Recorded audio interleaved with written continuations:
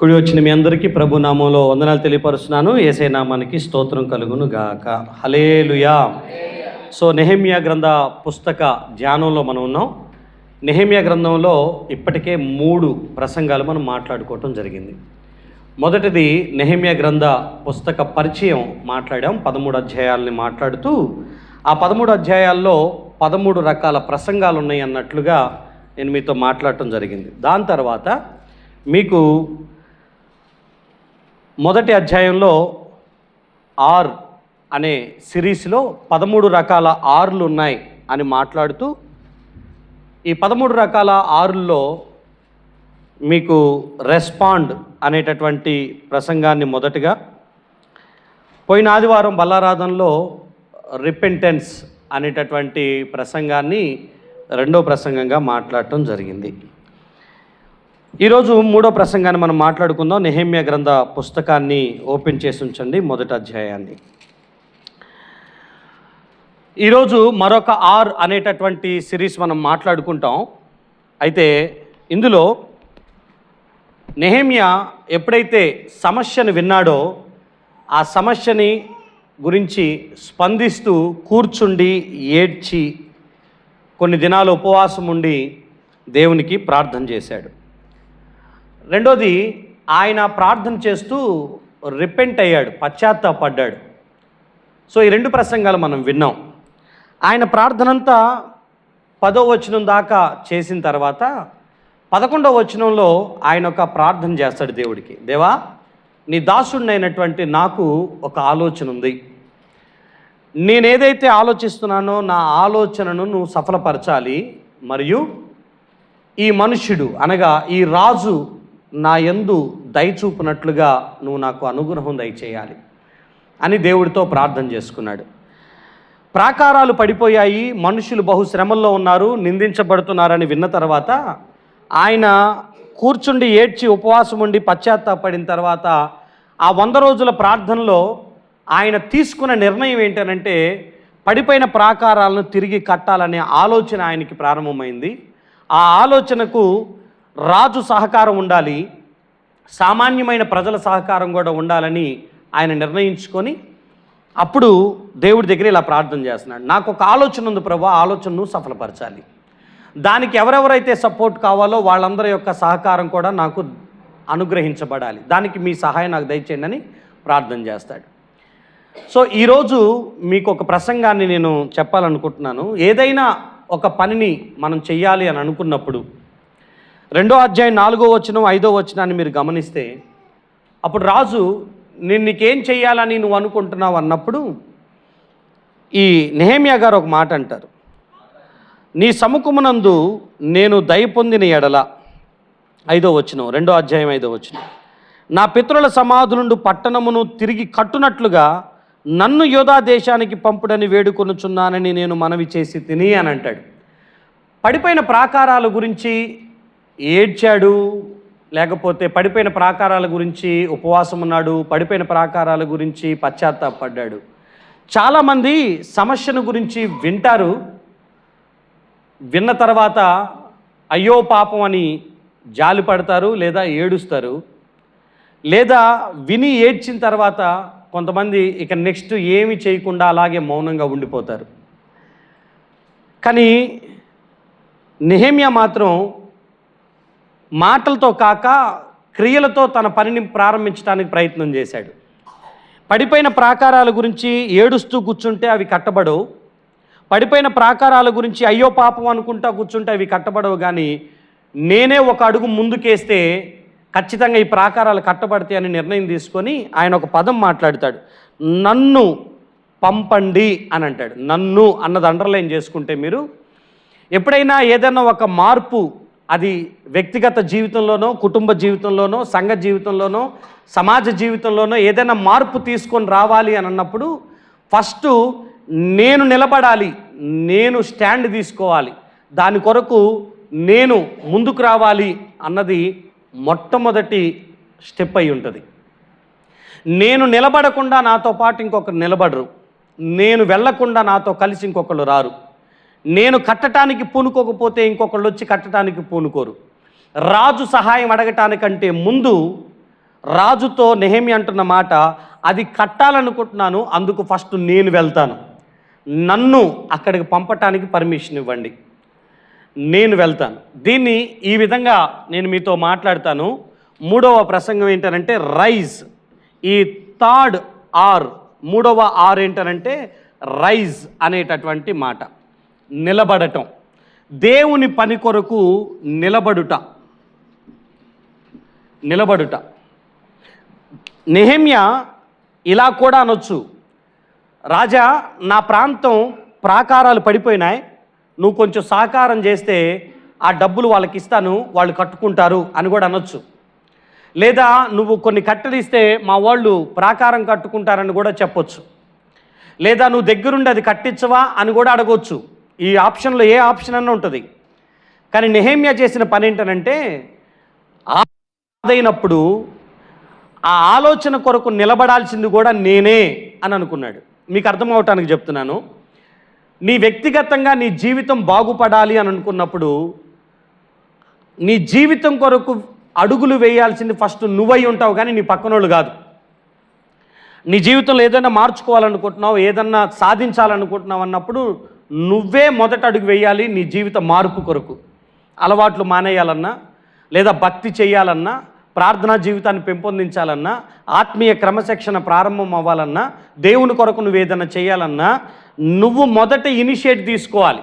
నువ్వు నిలబడాలి. ఫస్ట్ నిలబడ్డవాడే ఇంకొకరిని నిలబెట్టగలుగుతాడు తప్ప, ఇప్పుడు గుంటలో ఉన్నవాడిని పైకి తీయాలంటే మనం గుంట పైన ఉండాలి. గుంట పైన ఉన్నవాడే గుంటలో ఉన్నవాడిని పైకి లాగినట్టు నిలబడ్డవాడే ఇంకొకరిని నిలబెట్టగలుగుతాడు అన్న సంగతి అర్థం చేసుకోవాలి. రాజుని పని కోసం ప్రేరేపించటానికంటే ముందు నేను ఈ పని చేస్తానని చెప్పటం. కుటుంబంలో ఏదైనా మార్పు తీసుకొని రావాలంటే దాని గురించి ఫస్ట్ నువ్వు ఏం చేయాలనుకుంటున్నావు కుటుంబం కొరకు అన్నది చెప్పాలి. భార్య అయినా భర్త అయినా, మన కుటుంబంలో మార్పు తీసుకొని రావాలనుకుంటున్నానంటే దాని కొరకు నేను ఇది చెయ్యాలనుకుంటున్నాను అని ఫస్ట్ నీ స్టాండ్ తీసుకోవాలి. సంఘంలో ఏదైనా మార్పు తేవాలి, వృద్ధి కావాలి అని అంటే సంఘంలో ఫస్ట్ నువ్వేం చేయాలనుకుంటున్నావో చెప్పాలి, నువ్వేం చేస్తావో చెప్పాలి. ఆ తర్వాత మిగతా వాళ్ళందరూ కూడా అయితే నీతో పాటు మేము కూడా ఈ పనిని చేయటానికి ముందుకు వస్తామని ఎవరైనా చెప్పగలుగుతారు. సో ఫస్ట్ నువ్వు నిలబడటం ముఖ్యం. అది ఏ విషయమైనా, ఆత్మీయ విషయాలైనా, శారీరక విషయాలైనా, కుటుంబ విషయాలైనా, సంఘ విషయాలైనా ఫస్ట్ నువ్వు నిలబడాలి, ఆ తర్వాత ఇంకొకరిని నిలబెట్టాలి. ఈ ప్రసంగాన్ని ఇలాగే వినండి. 7వ వచనాన్ని మీరు చూస్తే ఫస్ట్ నేను వెళ్తానని చెప్పాడు, నేను నిలబడతానని చెప్పాడు, నా స్టాండ్ ఇది అని చెప్పాడు, నా ఆలోచన ఇది అని చెప్పాడు. ఆ తర్వాత రాజుతో అంటాడు, రాజుతో నేను ఇట్లా అన్నాను, రాజు నాకు అనుకూలమైతే యోధా దేశాన్ని నేను చేరు వరకు నన్ను దాటించినట్లుగా నది అవతలనున్న అధికారులకి తాకీదులు ఇవ్వాలి.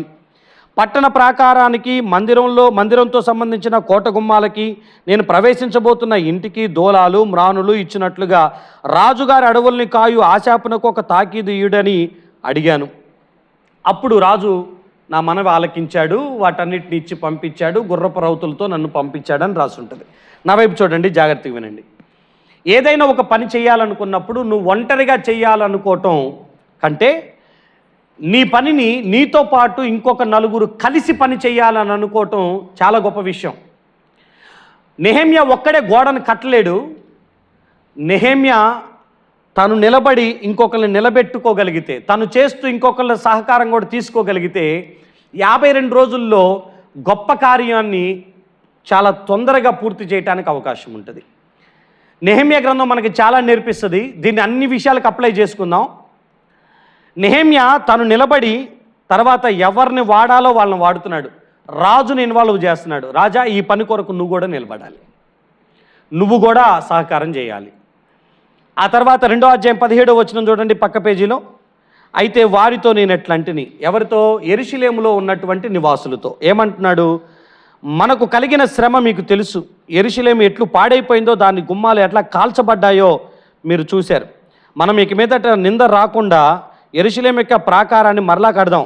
ఇది గాక నాకు సహాయం చేయు దేవుని కరుణాహస్తాన్ని గురించి రాజు నాకు సెలవిచ్చిన మాటలన్నీ నేను వారితో చెప్పాను. అందుకు వాళ్ళు ఏమంటారంటే, మనము కట్టుటకు పూనుకొందుము రండని చెప్పి ఈ మంచి కార్యం చేయుటకు బలము తెచ్చుకున్నారు అని రాసుంటుంది. విచిత్రం ఏంటంటే ఒక పని చెయ్యాలి అని అంటే, ఇంకొకరిని నిలబెట్టాలి అని అంటే, ఏ నుంచి జెడ్ వరకు ఎంతమంది కేటగిరీస్ ఉంటారో, అంటే రాజు నుంచి సామాన్యుడి వరకు అందరినీ ఇన్వాల్వ్ చేశాడు ఆ పని కోసం. చాలాసార్లు ఏం చేస్తామంటే రాజుల్ని ఇన్వాల్వ్ చేస్తాం, సామాన్యుల్ని మర్చిపోతూ ఉంటాం. కొన్నిసార్లు సామాన్యుల్ని ఇన్వాల్వ్ చేస్తాం, రాజుల్ని మర్చిపోతూ ఉంటాం. అంటే నా అర్థం ఏంటనంటే, కొన్నిసార్లు చదువుకున్న వాళ్ళు, చదువు లేని వాళ్ళు అందరూ అవసరమే. దేవుని పరిచర్య కట్టబడాలి అనన్నా, కుటుంబం కట్టబడాలి అనన్నా, బలహీనులు, బలవంతులు, చదువుకున్న వాళ్ళు, చదువులేని వాళ్ళు, అధికారులు, సామాన్యులు, వీళ్ళందరినీ నెహెమ్యా ఆయన అనుకున్న పని జరగటం కోసం వాళ్ళందరినీ ఆ పని కొరకు నిలబెట్టాడు.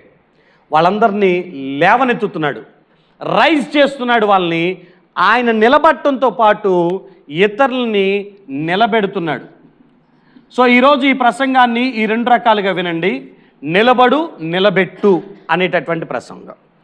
నేను నిలబడకపోతే ఇంకొకరిని నిలబెట్టలేను, ఇంకొకళ్ళు నిలబడకపోతే, ఇంకొకరిని నేను నిలబెట్టుకోలేకపోతే నా పరిచర్య చాలా లెంతీగా జరిగిద్ది, లేదా నేను అనుకున్న పని చాలా ఎక్కువ కాలం తీసుకుంటుంది, లేదా కొంత తాత్కాలికంగా వెళ్ళిన తర్వాత మధ్యలో ఆగిపోయే అవకాశాలు కూడా ఉంటాయి. నా ప్రియదేవుని బిడ్డ, ఒక్కళ్ళని చేయటం వేరు, అందరం కలిసి పని చేయటం వేరు. నిలబడు, నిలబెట్టు అన్న ఈ ప్రసంగాన్ని కొంచెం జాగ్రత్తగా ఆలకించండి. బైబిల్ ప్రకారంగా ఈ పద్ధతి చాలా కరెక్ట్. యేసు ప్రభు లాంటి వారే భూమి మీదకి ఆయన నరావతారిగా వచ్చి పరిచర్య చేయటానికి ఫస్ట్ ఆయన వచ్చాడు. ఆ తర్వాత 12 మంది శిష్యుల్ని నిలబెట్టుకున్నాడు. 3.5 సంవత్సరాలు పరిచర్య చేసి బూదిగంతముల వరకు సువార్త వెళ్ళేటట్లుగా 12 మందిని పంపించాడు. సేమ్ దాన్ని నెహెమ్యా జీవితాన్ని కూడా చూస్తే తాను నిలబడ్డాడు. ఆ తర్వాత రాజుల దగ్గర నుంచి సామాన్యుల దాకా ఆ పని చేయటానికి వారిని నిలబెట్టి ఆ పరిచర్యను ముందుకు తీసుకొని వెళ్ళాడు. ఒకవేళ అలా జరగకపోతే ఏమవుతుంది అని అంటే, కొన్నిసార్లు మనం అనుకున్నటువంటి పని మధ్యలో ఆపివేసుకోవాల్సి వచ్చేటటువంటి పరిస్థితులు అవుతాయి. సో సేవకుడు ఇంకొక సేవకుడిని నిలబెట్టాలి, భక్తిపరుడు ఇంకొక భక్తిపరుడిని నిలబెట్టుకోవాలి. సంఘంలో ఒకరినొకరు పురుకొల్పుకొని బలహీనుల్ని బలవంతులు బలపరుచుకొనైనా ఆ సేవను ముందుకు తీసుకొని వెళ్ళగలగాలి. ఈరోజు కొన్ని విషయాలు మీతో మాట్లాడతాను. ఏ విషయంలో మనం నిలబడాలి అన్న విషయాలు. కొన్నిసార్లు మన భక్తి కొరకు మనం నిలబడాల్సిన పరిస్థితులు వస్తాయి. మన భక్తి కోసం దానియేలు గ్రంథం 3వ అధ్యాయం 16వ వచనంలో రాయబడినటువంటి మాట ఏంటనంటే, ఇదిగో దానియేలు గ్రంథంలో షడ్రక్ మిషక్ అబేద్నెగోలతో రాజు మాట్లాడుతూ, ఇదిగో ఇటువైపు ప్రతిమని నిలబెట్టాను, ఇటువైపు అగ్నిగుండం పెట్టాను. నేను చెప్పినట్లుగా దీనికి మీరు నమస్కారం చేస్తారా, లేదంటే ఈ మంటలో పడి చస్తారా అని అన్నాడు. వాళ్ళ భక్తిని చాటుకోవటం కోసం, భక్తి విషయంలో నిలబడటం కోసం వాళ్ళు తీసుకున్న స్టాండ్ ఏంటనంటే, నెబుకద్నెజర్ రాజా, ఇందుని గురించి ప్రత్యుత్తరం ఇచ్చుటకు మాకు చింత ఏమీ లేదు. మా దేవుడు మండుచున్న ఈ వేడి మిగల అగ్నిగుండంలో నుంచి తప్పించుటకు ఆయన సమర్థుడు. ఒకవేళ తప్పించకపోయినా సరే ఆ ప్రతిమకు మాత్రం మేము మొక్కము అని చెప్పి మంటల్లోనికి ఒకళ్ళు తొయ్యకు మునిపే వీళ్ళే దాంట్లోనికి ఆహ్వానించబడిన వాళ్ళలాగా మంటల్లోనికి వెళ్ళిపోతున్నటువంటి పరిస్థితిని మనం చూస్తాం. నేను మీతో ఏమంటానంటే భక్తిని కాపాడుకోవాల్సి వచ్చిన రోజు వస్తే, నీ భక్తి కోసం నువ్వు నిలబడాల్సిన రోజులు వస్తే నిలబడాలి. నా ప్రియదేవుని బిడ్డ, 6వ అధ్యాయంలో శాసనం పుట్టింది, రాజుకు తప్ప ఇక ఎవరి దేవతలకి దేవుళ్ళకి మొక్కుకోకూడదు అని. ఆ శాసనం పుట్టిందని తెలిసినా కూడా దానియేలంట ముమ్మారు అనుదినము మోకరించి దేవునికి ప్రార్థన చేస్తూ ఉన్నాడంట. ఆ రెడీ హ్యాండెడ్గా పట్టుకొని ఆయన తీసుకెళ్ళిపోయి సింహాల బోన్లో పడేశారు. చావనన్న చస్తాం కానీ మా భక్తిని మాత్రం మేము వదులుకోమని వాళ్ళ భక్తి కోసం వాళ్ళు నిలబడ్డారు. రాబోతున్న కాలంలో ప్రభుత్వాలు మారొచ్చు, రాబోతున్న కాలంలో పరిస్థితులు మారొచ్చు, రాబోతున్న కాలంలో చట్టాలు మారొచ్చు. రాజ్యాంగ సవరణలు ఇప్పటికే చాలాసార్లు చేశారు, కొత్త అమెండ్మెంట్స్ వచ్చినాయి. నేనేమంటున్నానంటే, రాబోతున్న కాలంలో క్రైస్తవులైనందుకు మీకు ప్రభుత్వం నుంచి ఇది రాదు, అది రాదు, ఇట్లా ఉండదు, అట్లా ఉండదు అని చెప్పిన ఆ టయానికి మీ భక్తి నిలబడతారో కూలిపోతారో నాకైతే తెలియదు. కానీ భక్తి కోసం నిలబడాల్సి వస్తే నిలబడుదుము గాక. హల్లెలూయా. మన దగ్గరికి రీసెంట్గా నబీన్ చంద్ర మాజీ ఒరిస్సా నుంచి ఒక అన్న వచ్చాడు, పాస్టర్ గారు వచ్చారు. సో నేను వాళ్ళ ప్రాంతానికి వెళ్ళా, కందమాల్. 2009 స్టీల్ ప్లాంట్లో, వైజాగ్లో స్టీల్ ప్లాంట్లో ఒక మీటింగ్కి నేను అటెండ్ అయినప్పుడు ఆ మీటింగ్లో నా దగ్గరికి ఒక మ్యాగజైన్ వచ్చింది. ఆ మ్యాగజైన్ ఏంటనంటే 2008లో ఒరిస్సా కందమాల్లో జరిగినటువంటి క్రైస్తవులపై జరిగిన మారణకాండ, క్రైస్తవుల్ని చంపేసినటువంటి పరిస్థితి. ఎవరిని చంపారయ్యా అనంటే ఒక అడవి జాతిలో ఉన్నటువంటి ప్రజల్ని. వాళ్ళు కూయి తెగ, అంటే మొన్నొచ్చినటువంటి అన్న వాళ్ళ యొక్క తెగ, అంటే బంజారా, గోండు ఎట్లాగో కూయి అనేటటువంటి వాళ్ళు ఒకళ్ళు. ఎంత దారుణంగా చంపారో నేను మీకు చెప్తాను, జాగ్రత్తగా వినండి. వాళ్ళ భక్తి గురించి నేను మీతో మాట్లాడుతున్నా. చక్కగా వాళ్ళకి కరెంట్ లేదు, సోలార్ లైట్లే వాళ్ళకి. ఇప్పటికీ బోర్లో నుంచి వాటర్ రావాలంటే సోలార్ ఛార్జింగ్ నుంచే బయటికి వాటర్ వస్తాయి. ఇప్పటికీ రైస్ మిల్లు, గిర్నీలు లేవు. వాళ్ళు ఆ వడ్లు పోసుకొని దంచుకొని ఆ బియ్యాన్ని తీసుకొని వండుకుంటారు. ఒక టీవీ లేదు, ఒక మొబైల్ నెట్వర్క్ లేదు, ఒక సోషల్ మీడియా లేదు, కరెంటు సౌకర్యం లేదు. ఇప్పటికీ ఆ ప్రాంతాలు అలాగే ఉన్నాయి. మేము మునిగూడ, బల్లిగూడ, సపేలి, వీకి కందమాళ్ళకి వెళ్ళి ఆ ప్రాంతాలని తిరిగేసి వచ్చా. 2008లో జరిగిన ఈ సంఘటన నేను చదివిన తర్వాత నేను ఇంటికి రాలేదు. రైల్వే స్టేషన్లో అలాగే కూర్చున్నా. మా పాస్టర్ గారితో, మోషన్నతో చెప్పానా నేను ఒరిస్సా వెళ్తానన్నాను. నాకు భాష రాదు. అక్కడ నాకు ఒక ముస్లిం అబ్బాయి మాత్రమే పరిచయం. అది నేను ఉద్యోగం చేసేటప్పుడు నా కంపెనీలో పనిచేస్తున్నటువంటి అబ్బాయి. ఖాళీకి ఫోన్ చేశాను, అబ్బాయి ముస్లిం, నేను ఒరిస్సా రావాలనుకుంటున్నానని. ఆ మ్యాగజైన్ ఇలా చేతిలో పట్టుకొని నేను రైల్వే స్టేషన్లో నిలబడ్డా. నేను వెళ్ళాలనుకుంటున్న పద్ధతిని తెలుగు బాప్టిస్టు చర్చి సికింద్రాబాదు సంఘ పెద్ద మా పాస్టర్ గారు చూసి సరే వెళ్ళమని చెప్పారు. ఒక ఆయన కొంత పైసలు ఇచ్చాడు. టికెట్ తీసుకొని ఒరిస్సా వెళ్ళిపోయా. భువనేశ్వర్ నుంచి కటక్కి వెళ్ళా. ఈ ప్రాంతానికి వెళ్ళాలని చెప్పాను. అది చాలా దూరం, నువ్వు ఇటువైపు వచ్చావు, అదేమో అటువైపు ఉంది, మళ్ళీ 360 కిలోమీటర్లు వెళ్ళాలనంటే నా దగ్గర పైసలు లేవు. నేను ఒకటే ప్రార్థన చేసుకున్న, ప్రభువా ఒరిస్సాలోకి అయితే అడుగుపెట్టాను, ఒరిస్సా కోసం ప్రార్థన చేస్తున్నాను, మరలా ఈ ప్రాంతానికి నేను వాక్యం చెప్పటానికి, ఆ ప్రాంతంలో కందమాల్లో నేను సువార్త చెప్పడానికి నన్ను తీసుకుందా అని చెప్పి వెళ్ళిపోయా. 2011లో అవకాశం వచ్చింది. 2011లో ఏ ప్రాంతంలో ఎవరినైతే చంపారో ఆ ప్రాంతంలో ఆ తెగ మధ్యలోనికి వెళ్ళి సేవ చేశాను. నేను ఎలాంటి పరిస్థితి అంటే ఆ మ్యాగజైన్ చదివితే నేను ఏడవకుండా ఉండలేదు. జరిగిన సంఘటన చెప్తాను, జాగ్రత్తగా వినండి. బతికుండగా ఒక అమ్మాయిని కాల్చి చంపేశారు. సగం కాలిపోయిన కట్టే అమ్మాయి, సగం కాలిపోయి ఇలా ఉంది ఫోటో. ఒక ఫాదర్ని, ఒక నన్నుని, ఇద్దరిని బట్టలోడు తీసి వాళ్ళిద్దరిని మా కళ్ళ ముందు పాపం చేయమని చెప్తే వాళ్ళు చేయనందుకు నడి రోడ్డు మీద బట్టలు లేకుండా ఫాదర్ని, నన్నుని నడిపించుకుంటూ తీసుకెళ్లారు. నన్నుని అందరూ కలిసి సామూహికంగా అత్యాచారం చేసి ఆ అమ్మాయిని ఆడ పడేసేసి ఈ ఫాదర్ని బాగా కొట్టి చర్చిని ధ్వంసం చేసి, చర్చి పక్కన ఒక ఇన్స్టిట్యూషన్ పెట్టారు వాళ్ళు కంప్యూటర్ని నేర్పించడానికి అక్కడున్న పేదవాళ్ళకి. దాన్ని మొత్తాన్ని కంప్యూటర్లో మొత్తం బద్దలు కొట్టేశారు. వాళ్ళిద్దరు హాస్పిటల్లో పడిపోయి ఉండి, గాయాలతో ఉండి, బెడ్ మీద ఉండి మాట్లాడుతున్నటువంటి మాటలు ఆయన మ్యాగజైన్లో రాశాడు. ఆయన అంటున్న మాట ఏంటనంటే, మమ్మల్ని బట్టలు లేకుండా ఊరేగించినందుకు మాకు బాధ కలగల. మేము ఏ ప్రజల కోసమైతే వచ్చామో ఆ ప్రజల దగ్గరికి వెళ్ళి తలుపు కొట్టి వాళ్ళు మమ్మల్ని కొడటానికి, చంపటానికి వస్తున్నారు, తలుపు తీయండి అంటే ఎవ్వరు తలుపులు తీయలేదంట. ఆ విషయం బాధ తట్టుకోలేక ఆయన హాస్పిటల్ బెడ్ మీద ఉండి బాధపడుతూ ఈ మాట చెప్పాడు. అది మ్యాగజైన్లో రాస్తూ ఉన్నారు. ఒక అతన్ని బాగా కొట్టి అక్కడే బొందదీసి బతికుండగా మనిషిని లోపలేసి కప్పేశారు, చర్చీలు కూలగొట్టారు.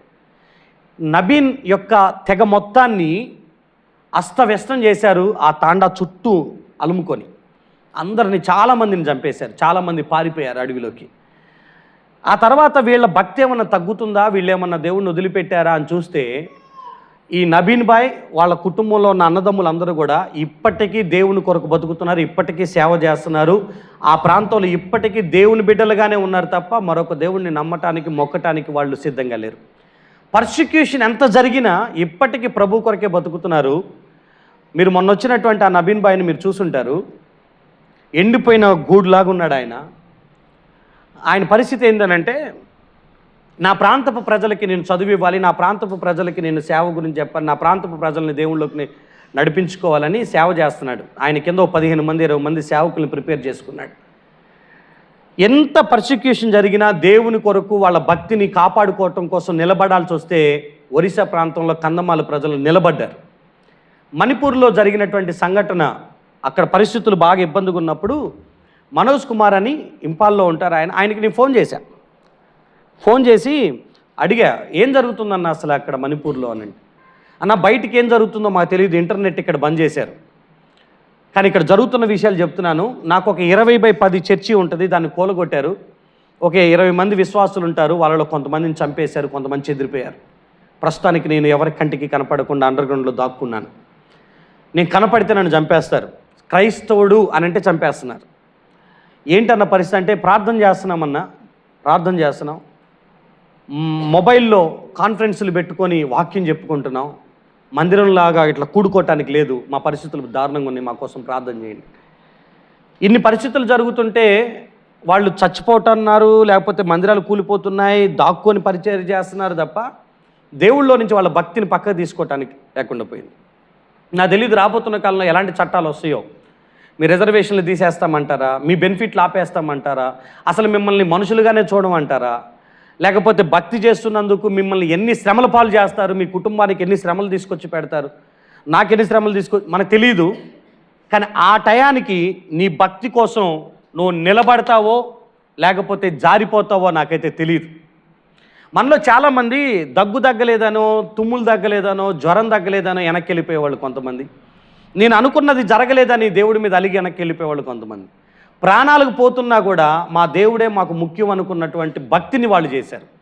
షడ్రక్ మెషక్ అబేద్నెగోలు వాళ్ళ భక్తి కోసం నిలబడిన తీరు పరిశుద్ధాత్మ దేవుడు జీవగ్రంథంలో రాపిచ్చి చదువుకొని నేర్చుకోండి అని చెప్పాడు. నేను మీతో ఏమంటున్నానంటే మనస్ఫూర్తిగా రాబోతున్న కాలంలో మీ భక్తి కోసం మీరు నిలబడుదురుగాక. హల్లెలూయా. సో నాకు తెలుసు మంచిపలో ఒకప్పుడు ఇదే మందిరంలో ఎంతమంది వచ్చేవాళ్ళు, కొన్ని పరిస్థితుల రీత్యా ఎంతమంది ఆగిపోయారో కూడా నాకు తెలుసు.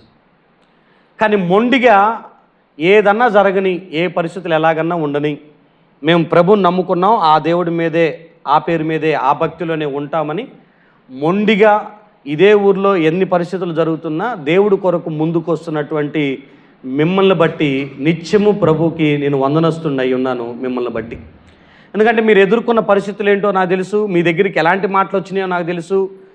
కానీ మీరు ఇంకా ప్రభు కొరకు నిలబడిన ఆ తీరును బట్టి నిజంగా నా ప్రభువుని నేను స్తుతిస్తున్నాను. ఎన్ని శ్రమలన్నా రాని ప్రభు కొరకు మీరు నిలబడిన విధానాన్ని బట్టి, ఇంకా మీ భక్తి కోసం మీరు నిలబడాల్సి వస్తే నిలబడండి. నేను రెండో విషయం చెప్తున్నాను. ఒకవేళ దేవుడు సేవ మీకు అప్పగిస్తే, సేవ కొరకు మిమ్మల్ని పిలిస్తే, ఆ సేవ పిలుపు కొరకు కూడా నిలబడండి. యెషయా గ్రంథం 6వ అధ్యాయం 8వ వచనంలో ఎవరు వెళ్తారు నా నిమిత్తం అని ప్రభు అడిగితే యెషయా అంటారు, నేనున్నాను ప్రభువా, నన్ను పంపు అని సేవ కొరకు అలా నిలబడిపోయాడు. ఆయన నిలబడిపోయాడు. దేవుడు తనకు ఆయుష్ ఇచ్చినంత కాలం యెషయా సేవలోనే నిలబడ్డాడు. మోషే గారి జీవితాన్ని మీరు చూడండి.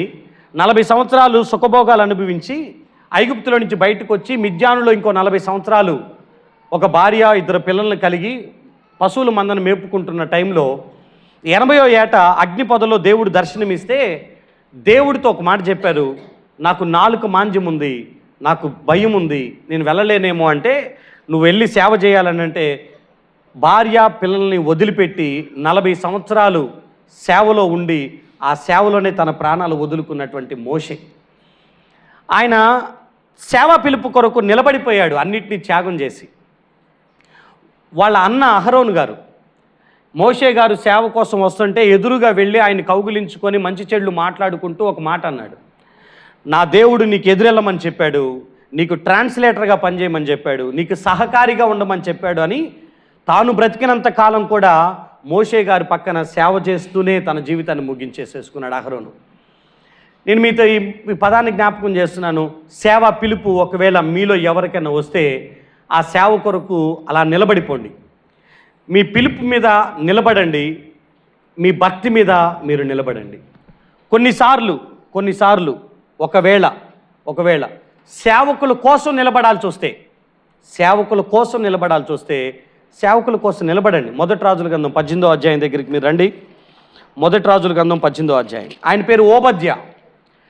యెజెబెలు ప్రవక్తలను చంపుతున్న టైం అది. పాస్టర్ అంటే చంపేసేటటువంటి రాణి యెజెబెలు. ఆ టైంలో 13వ వచనం మీరు గమనించండి, 12 చివరి నుంచి చదువుతున్నాను. నీ దాసుడినైన నేను బాల్యం నుంచి యెహోవా యందు భయభక్తులు నిలిపిన వాడను. యెజెబెలు యెహోవా ప్రవక్తలను హతం చేయుచుండగా నేను చేసినది నా ఏలినవాడవైన నీకు వినబడింది కాదా? నేను యెహోవా ప్రవక్తల్లో 100 మందిని గుహకు 50 మంది చొప్పున దాచి అన్నపానములు ఇచ్చి వారిని పోషించి తిని. రాత్రంతా ఈ విషయాన్ని గురించి ఆలోచిస్తూనే ఉన్నా. ఇది ఎట్లా సాధ్యమవుతుంది? ఓబద్యా ఒకవేళ దేవుని సేవకుడు అయ్యుండి, లేకపోతే ఏదన్నా ఒక డబ్బు కలిగి ఉన్నా కూడా 100 మందికి ప్రతిరోజు 3 పూట్ల అన్నపానాలు ఇచ్చి పోషించటం అంత చిన్న విషయమా, మామూలు విషయమా? బల్లారాధన రోజున మనం ఒక 150 మందికో 200 మందికో భోజనం చేస్తాం. చేస్తే ఒక 2-3 గంటలు ఎవరో ఒకళ్ళు పొయ్యి దగ్గర నలిగిపోతే తప్ప మీ అందరికి భోజనం సిద్ధపరచబడదు. అన్ని భగోన్లు ఉంటాయి. అదేదో జోబులో పెట్టుకొని తీసుకెళ్ళి ఇచ్చే పదార్థం కాదు 100 మందికి భోజనం అంటే. బయటేమో ప్రవక్తలు కనపడితే చంపేసేటటువంటి పరిస్థితులు బయట ఉంటే, ఎవరికి తెలియకుండా గుహలో 50 మందిని, ఈ గుహలో 50 మందిని, అసలు 100 మంది పాస్టర్ని కాపాడాడు ఆ టైంలో ఆయన. 100 మంది సేవకులకి ఆపద ఉందంటే వాళ్ళని సమకూర్చి 50 మందిని ఈ గుహలో 50 మందిని ఈ గుహలో పెట్టి వాళ్ళకి టైం టు టైము పోషణ అందించాడు ఆయన. ఎలా సాధ్యమైంది? బయట ఉన్న పరిస్థితులకి తెలియకుండా, రానికి తెలియకుండా వాళ్ళందరికీ భోజన సదుపాయాలన్నింటినీ సమకూరుస్తున్నాడు. డబ్బు ఖర్చు అవుతుంది, ప్రాణాలకు తెగించి ఆహారం ఇవ్వాలి. 50 మంది చొప్పున వాళ్ళని దాచిపెట్టి ఎవరికి తెలియకుండా సెక్యూరిటీ ఇవ్వాలి. తన టైము, తన మనీ, తన ప్రాణాలకు తెగించి ఆ సేవకులను కాపాడుకుంటూ వచ్చాడు. ఈ విషయాన్ని ఏలియా గారితో చెప్తున్నాడు. అయ్యా, నేను చేసిన పని మీకు తెలుసు కదా, 100 మంది సేవకులను కాపాడానయ్యా అన్నపానాలు ఇచ్చి. నేను మీతో ఇదే మాట అంటున్నాను. కొన్నిసార్లు సేవకులు ఆపదల్లో ఉన్నప్పుడు, వారి కొరకు నిలబడాల్సి వచ్చినప్పుడు, వాళ్ళని ఆదరించాల్సి వచ్చినప్పుడు మీరు తీసుకోవాల్సిన స్టాండ్ ఏంటి? మీరు నిలబడాల్సిన టైంలో మీరు నిలబడాలి. ఓబద్యా సేవకుల కోసం అలా నిలబడిపోయాడు. ఇస్సాక్ అన్నాని నాకు 2 రోజుల క్రితం మెసేజ్ చేశాడు. కరీంనగర్ చిగురుమామిడి నవాబ్పేట దగ్గర 2011 నుంచి వాళ్ళ మందిరానికి యూత్ మీటింగ్కి వెళ్తుంటాను, వాక్యం చెప్పేసి వస్తుంటాను. ఆయన నాకు 2 రోజుల క్రితం మెసేజ్ చేశాడు. అన్నా, నా బిడ్డ చచ్చిపోయిందన్నా అన్నాడు. ఇంచుమించు ఆ పాపకి 26-27 సంవత్సరాల వయసు. నేను ఆ బిడ్డని చూసి తట్టుకోలేనటువంటి పరిస్థితి. ఎందుకంటే చాలా చిన్న వయసు. ఈ అమ్మాయి వాళ్ళ నాన్న, ఈ పాస్టర్ గారు, అన్న 26 ఏళ్ళు నా పాపకి, ఈ నెల 7వ తారీఖున చచ్చిపోయింది, ఇదే నెల 23వ తారీఖున తన పుట్టినరోజు అన్న. నా బిడ్డ ఎందుకు చచ్చిపోయిందో నాకు తెలియట్లేదు. ఉద్యోగం చేస్తుంది హైదరాబాదులో, హాస్టల్లో ఉంటూ. ఇంటికి వచ్చిందంట 1వ తారీఖున, కొంచెం ఛాతిలో నొప్పి వస్తుంది అని చెప్పింది. కరోనా టైంలో లంగ్ ఇన్ఫెక్షన్ అయిందంట. ఆ తర్వాత మొన్నే మరలా లంగ్లో నొప్పి వస్తుందనంటే హాస్పిటల్కి తీసుకెళ్ళారు. 4 రోజులు హాస్పిటల్లో ఉండి 5వ రోజు చచ్చిపోయింది. మే 7వ తారీఖున అమ్మాయి చచ్చిపోయింది. ఇంకో 2 రోజుల్లో, అంటే ఇదే నెల పుట్టినరోజు, ఈ కొద్ది రోజులైతే పెళ్లి కూడా చేద్దామని అనుకుంటున్నాడంట. అమ్మాయి రాసుకుంది, వాళ్ళ నాన్న గురించి రాసుకున్న లెటర్లన్నింటినీ నాకు పోస్ట్ చేస్తూ, నా బిడ్డ చచ్చిపోయిందన్నా, ఎందుకు చచ్చిపోయిందో నాకు అర్థం కావట్లేదన్నా, నా పరిస్థితి ఎట్లా ఉంది, నేను ఆ రోజు నుంచి బయటికి రాలేకపోతున్నాను, ఏడవని రోజు అంటూ లేదు, ఏడవని క్షణం లేదన్నా అని అంటున్నాడు. ఆయన ఎన్ని చెప్తుంటే ఆయనకి ఫోన్ చేసి మాట్లాడడానికి ధైర్యం చాలట్లేదు. ఎందుకనంటే ఫోన్లో ఏమని ఓదారుస్తా, నేను మెసేజ్ చేస్తూ, అన్నా నేను త్వరలోనే మీ దగ్గరికి వస్తానన్నా, నేను మాట్లాడతానన్నా. రాత్రి సేవకులందరితో కాన్ఫరెన్స్ మాట్లాడుతూ, అయ్యా ఒకసారి వెళ్దాం ఏదైనా ఒక రోజు అని అంటే, ఈ 23వ తారీఖున వెళ్దామని రాత్రి మాట్లాడుకున్నాం. ఇప్పుడు 23వ తారీఖున అక్కడికి వెళ్ళి ఆయన ఓదార్చి, అంటే ఆల్రెడీ విశ్వాసులు వాళ్ళు వచ్చి ఓదార్స్తూ ఉంటే ఓకే. ఒకవేళ ఆ టైంలో ఎవరు రాకపోతే పరిస్థితి ఏంటి? ఎవరు వచ్చి సహకరించకపోతే పరిస్థితి ఏంటి? అన్న అలాంటి పరిస్థితి రాదు అని అంటారా? మీకు ఒక స్టోరీ చెప్తాను. ఆయన పేరు విలియం కేరీ. భారతదేశానికి పరిచర్య చేయడానికి వచ్చాడు. పరిచర్య చేయడానికి వచ్చినటువంటి ఆ కొద్ది రోజుల్లో ఆ సేవకుడికి సరైన తినడానికి తిండి లేని పరిస్థితుల్లో వాళ్ళ కొడుకు చచ్చిపోతాడు. వాళ్ళ కొడుకు చచ్చిపోతే ఏడ్చి ఏడ్చి ఏడ్చి చివరికి ఇక బొంద చేద్దాం అని అనుకుని చుట్టుపక్కల వాళ్ళందరినీ చూస్తే ఎవరు ముందుకు రావట్లా. వాళ్ళు అన్న మాట ఏంటో తెలుసా? మీరు తెల్లోళ్ళు, మీరు అంటరాని వాళ్ళు, మీ శవాలను మేము పట్టుకోకూడదు అని భారతదేశంలో ఒక్కళ్ళు కూడా వచ్చి ఆ చిన్న బిడ్డ శవాన్ని పట్టుకొని వచ్చి ఆ సమాధి కార్యక్రమం చేయడానికి ఎవరు ముందుకు రాలా. ఆ దుఃఖమే ఒకటి అనుకుంటే మేము అంటరాని వాళ్ళం అని అంటున్నారని చెప్పేసి ఆ దుఃఖంలో తన కొడుకు బొంద తానే తవ్వుకున్నాడు. ఇదంతా వాళ్ళ భార్య చూస్తూ అయ్యో అని ఏడుస్తుంది. వాళ్ళ భార్య ఆయన ఆ కుర్రోడి శవాన్ని పట్టుకుని, తన కొడుకు శవాన్ని పట్టుకొని తీసుకొచ్చి బొందలో వేసి బొంద కప్పేసేశారు. మీరు యూట్యూబ్లో కారు చీకట్లో కాంతి రేఖ అని విలియం కేరీ స్టోరీ ఉంటుంది. మీరు ఒకవేళ చూడకపోతే ఇంటికి వెళ్ళిన తర్వాత ఆ సినిమా చూడండి. కారు చీకట్లో కాంతి రేఖ, విలియం కేరీ స్టోరీ. తన కొడుకు చచ్చిపోతే ఎవరు ముట్టుకోవటానికి రాలా. తన కొడుకు బొందని తనే తవ్వుకొని తన కొడుకు శవాన్ని వాళ్ళిద్దరు కలిసి బొందలో పెట్టి కప్పేస్తే వాళ్ళ భార్య చూసి తట్టుకోలేక తల తీసుకొని కొట్టుకొని పిచ్చిదైపోయింది. తనను తాను గాయపరుచుకుంటూ అర్ధరాత్రి పూట తన భర్త మీద గాయం చేస్తూ ఎందుకు మన పరిస్థితి ఎట్లా అయిపోయిందని, తన కొడుకు చచ్చిపోయింది తట్టుకోలేక జీర్ణించుకోలేక ఆమె పిచ్చిదైపోయి అలాగే చచ్చిపోయింది. ఆమె కొడుకుని కోల్పోయాడు, భార్యని కోల్పోయాడు, మరొక బిడ్డను కోల్పోయాడు. ఈ భారతదేశానికి సువార్త అందించడం కోసం వచ్చినటువంటి విలియం కేరీ. పిల్లలు చచ్చిపోతే మిగతా వాళ్ళు ఎవరు రాలా, ఆదరించే వాళ్ళు లేక భార్య పిచ్చిదైపోయింది, చచ్చిపోయింది. నేనేమంటానంటే సేవకులకి కొన్నిసార్లు మోరల్ సపోర్ట్ అవసరమైనప్పుడు, ఎమోషనల్ సపోర్ట్ అవసరమైనప్పుడు, వారి కొరకు సంఘం నిలబడాల్సిన సమయం వచ్చినప్పుడు, లేదా తోటి విశ్వాసులు తోటి సేవకులు నిలబడాల్సిన టైం వచ్చినప్పుడు నిలబడకపోతే ఆ పరిస్థితులు చాలా వర్ణనాతీతం. రీసెంట్గా నాకు జాన్ పాల్ అన్నని మరొక సేవకుడు నాకు తన పరిస్థితిని వీడియో పెట్టాడు. 16 కుట్లు బండి ఈ చెయ్యంతా చేతికి. ఆయన ఏమైందన్నా, ఇదే మంచిప్పలో 2008లో నేను సేవ చేయడానికి వచ్చినప్పుడు ఇదే మంచిప్పలో సీతమ్మకోల హోటల్ దగ్గర ఒక చిన్న గుడి చేసుకుని ఉన్నాడు. బార్దాన్లు గుట్టుకోవటానికి వచ్చారు. వచ్చి వాక్యం విన్నారు. వాక్యం విన్న తర్వాత నేను సేవ చేస్తామన్నారు. సేవ చేయటానికి వచ్చారు. సంవత్సరం పాటు ఈ ప్రాంతంలోనే సేవ చేశారు, అంటే కామారెడ్డి మాచారెడ్డి ఏరియాల్లో. సంవత్సరం తర్వాత అన్న నేను హోసన్నాకి వెళ్తాను అనుకుంటున్నానంటే సరే అని చెప్పాము, మాట్లాడాము. వెళ్ళాడు, సేవలో ఉన్నాడు, ఎన్నో ఒడిదుడుకులు ఎదుర్కొన్నాడు. చివరికి మచిలీపట్నం దగ్గర బంటుమిల్లి అని ఒక గ్రామంలో సేవ చేస్తున్నాడు. ఆ సేవలో ఒక తుఫాన్ వచ్చింది, ఆ నీళ్ళకి చర్చి కూలిపోయింది. ఆయన కట్టుబట్టలతో బయటకు వచ్చారు. రీసెంట్గా మందిరం నిర్మాణం చేయాలనుకున్నారు. మందిర నిర్మాణం జరుగుతుంది. 10 అడుగుల ఎత్తులో మందిర నిర్మాణం పనుల్లో పైనుండి పని చేస్తూ ఉన్న టైంలో కాలు స్లిప్ అయి కింద పడ్డాడు. పడేటప్పుడు ఇగో ఈ చేతిని ఇలా ఆని చేస్తే ఈ బోన్ అంతా ముక్కలు అయిపోయిందంట, చిన్న చిన్న పీసెస్ అయిపోయిందంట. ఇంక ఇక్కడ ఏం లేదన్నా, ఇదంతా రాడ్ వేసేసేసారు, ఇదన్నీ కుట్లేసేసారన్న, ఏం లేదన్న. ఇప్పుడు మందిరం కోసం ఆయన నర్సరావుపేట, ఆయన పనిచేస్తుందేమో మచిలీపట్నం బంటుమిల్లి దగ్గర. ఒకవేళ ఇప్పుడు మిగతా వాళ్ళందరూ వచ్చి ఆదరిస్తూ ఆయన పక్షాన్ని నిలబడితే ఓకే. ఒకవేళ నిలబడకపోతే పరిస్థితి ఏంటి? ఆయన పని ఆయన చేసుకోలేక ఓన్లీ భార్య తప్ప ఇంకెవరు సహకరించని పరిస్థితి అయితే వాళ్ళ కండిషన్ ఏంటి?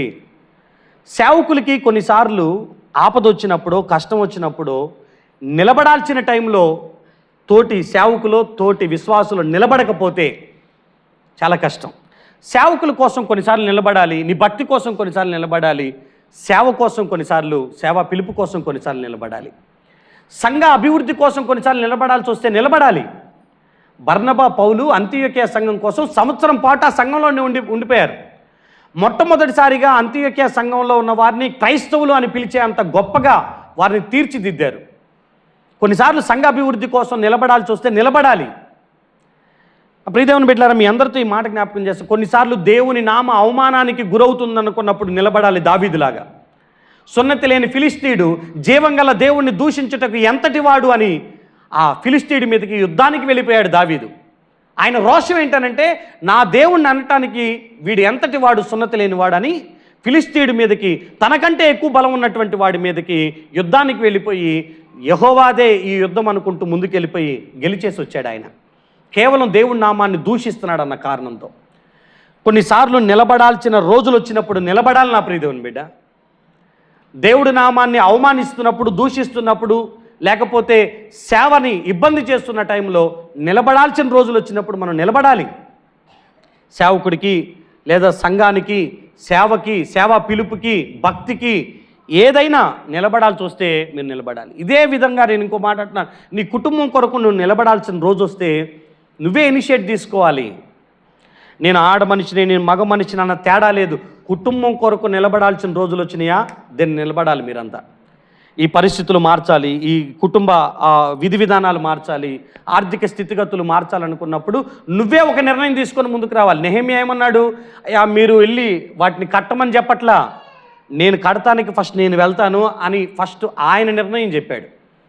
నీ కుటుంబంలో ఏదైనా మార్పు రావాలి అనుకున్నప్పుడు నువ్వే కొన్ని నిర్ణయాలు తీసుకొని నువ్వు నిలబడాలి. అంటే ఆధ్యాత్మికంగా కుటుంబాన్ని కట్టాలన్నప్పుడు నువ్వు సాకులు చెప్పటమో నిందించటమో కాకుండా నువ్వు నిలబడాలి. నీ కుటుంబం ఆర్థికంగా బాగుండాలి, నీ కుటుంబ చరిత్ర మార్చాలి అనుకున్నప్పుడు నువ్వు లేచి నిలబడాలి, నువ్వు కష్టపడాలి. నీ భార్యతో చెప్పు, నా స్టాండ్ ఇది నా కుటుంబం పట్ల. నీ భర్తతో చెప్పు, నేను ఇలా చేయాలనుకుంటున్నాను మన కుటుంబాన్ని అని. రాజుల దగ్గర నుంచి సామాన్యుల దాకా అందరిని ఎలా కలుపుకుంటూ పోయాడో మనం కూడా మన కుటుంబాన్ని, చిన్నోళ్ళు అవ్వచ్చు, పెద్దోళ్ళు అవ్వచ్చు, భార్య అవ్వచ్చు, పిల్లలు అవ్వచ్చు, భర్త అవ్వచ్చు, పిల్లలు అవ్వచ్చు, అందరినీ కలుపుకోనండి ఇంట్లో వాళ్ళందరినీ. కానీ కుటుంబాన్ని కట్టడానికి ప్రయత్నం చేయండి, సంఘాన్ని కట్టడానికి ప్రయత్నం చేయండి. నేను ఇంకో మాట జ్ఞాపకం చేస్తున్నాను, నువ్వు నిలబడటమే కాక నువ్వు ఇతరుల్ని నిలబెట్టాలి. ఇది గుర్తుపెట్టుకోనండి. నువ్వు నిలబడటమే కాకుండా ఇతరుల్ని నిలబెట్టేవాడివై ఉండాలి. ఎలా నిలబెట్టాలి? మీకు బైబిల్లో కొంతమందిని జ్ఞాపకం చేస్తాను వినండి. ఆయన పేరు బర్నబా. ఏం పేరు చెప్పాలి? ఏం పేరు?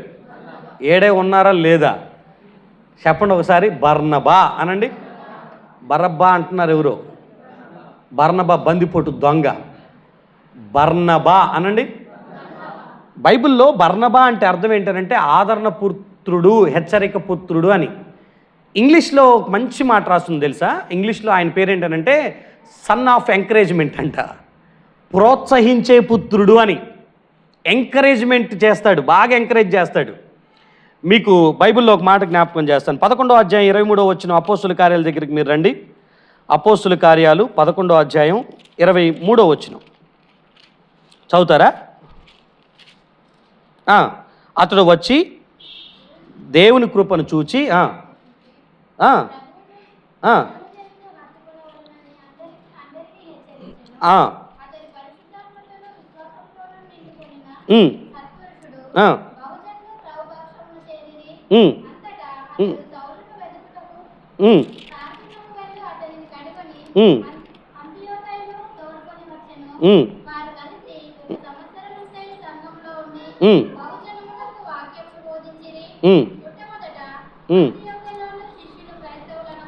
చాలు. ఈ మాటలో మీకు ఒకటి అర్థమవుతుందా?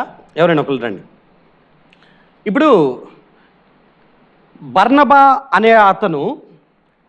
అనేటటువంటి అతను అంతియోక్యాకు వచ్చాడు. అంతియోక్యాలో ఉన్నటువంటి దేవుని కృపను చూసి సంతోషపడ్డాడు. వాళ్ళందరినీ భక్తిలో ఉండమని చెప్పాడు. అంతవట్టికి చెప్పిన తర్వాత ఆయన ఎక్కడికి వెళ్ళాడు తెలుసా? తార్సుకి వెళ్ళాడంట. తార్స్ అనే ప్రాంతానికి వెళ్ళి ఎవరిని వెతుకుతున్నాడు? సౌలు అనేటటువంటి వ్యక్తిని వెతకటానికి వెళ్ళాడంట. ఇప్పుడు జాగ్రత్తగా వినండి. ఈ రోజుల్లో ఫోన్ ఉంది కాబట్టి ఫోన్ చేసి అవి ఇలా ఏడున్నావు అని అంటే, అన్నా ఇగో యాప్ షెట్ కింద, మా ఇంటి ముందు ఉన్న యాప్ షెట్ కింద ఉన్నానంటే వెళ్ళి కలవచ్చు. డేవిడ్ అన్న ఏడున్నావు అని అంటే ఇప్పుడే హిందూ బేకరీ దగ్గర సమోసా తింటున్నా అని అంటే వెళ్ళి కలవచ్చు. అంటే ఇప్పుడు అవకాశం ఉంది, పాసిబిలిటీస్ ఉన్నాయి, మీరు ఎక్కడున్నారో తెలుసుకొని వెళ్ళి కలవటానికి. కానీ తార్సులో ఒక వ్యక్తిని వెతకాలి అని అంటే, తార్సు అనేటటువంటి ప్రాంతంలో ఆ దేశాన్ని వెతకాలి అని అంటే ఎన్ని రోజులు టైం బట్టి ఉండాలి? తనకేమో చుట్టమవుడు, బంధువవుడు. బర్నబా పౌలు గారు బాప్తిసం తీసుకొని ఒక మందిరంలో వాక్యం చెప్తుంటే బర్నబా విన్నాడు. నేను మారాను అని చెప్తుంటే చుట్టుపక్కల ఉన్న యూదులందరూ ఏమన్నారనంటే, ఇతడు మనల్ని చంపటానికి కొత్త ప్లాన్తో వచ్చాడేమో అనుకొని అతను చంప చూస్తే పౌలుని కిటికీలో నుంచి, గంపలో నుంచి దించి పంపించేస్తారు. అట్లా బ్రతికిపోతాడు. తార్సుకి వెళ్ళిపోయాడు. ఈ తార్సుకి వెళ్ళిపోయినటువంటి సౌలులో దేవుని కొరకు బ్రతకాలన్న కోరిక ఉందని బర్నబా గుర్తించి తన సొంత డబ్బులు ఖర్చు పెట్టుకొని, తన పనులు మానుకొని ఒక వ్యక్తిని వెతకటానికి వెళ్ళి అందరిని ఎంక్వైరీ చేసి చివరికి అతన్ని కనుగొని, ఆ మాట చదువుతారా 24, 25 వచనం నుంచి, అంతటా అతడు తార్సుకు వెళ్ళి సౌలును వెతికి కనుగొని అతన్ని అంతియొక్యాకు తీసుకొని వచ్చి అతన్ని సంవత్సరం పాటు తనతో పాటు ఉంచుకొని సంఘంలో ఉండి సంఘాన్ని బలపరిచి ఆ అంత్యొక్య సంఘాన్ని వృద్ధిపరిచారంట వాళ్ళంతా. ఇప్పుడు నా మాట ఏంటంటే, ఏం అవసరం ఈయనకి సొంత డబ్బు ఖర్చు పెట్టుకొని ప్రయాణం చేసి వెళ్ళి ఒక వ్యక్తిని సంవత్సరం పాటు తనతో పాటే పెట్టుకోవటానికి?